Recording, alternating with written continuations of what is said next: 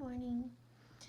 This tutorial is made specifically about the short rows in my face mask pattern. This is the way that I like to work short rows. It might be different slightly from the way that you learned or were taught or have read about, and that's totally fine. If you have a short row method that you prefer, please feel free to use it. But I wanted to share the way that I do it. First step is to work in pattern, that would be knit 1, purl 1, rib, up to the stitch that you are going to wrap and then turn. So one more purl here. Okay.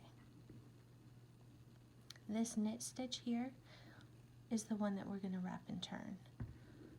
So you'll bring your yarn between your needles to the front, slip that knit stitch purlwise, and then bring your yarn between your needles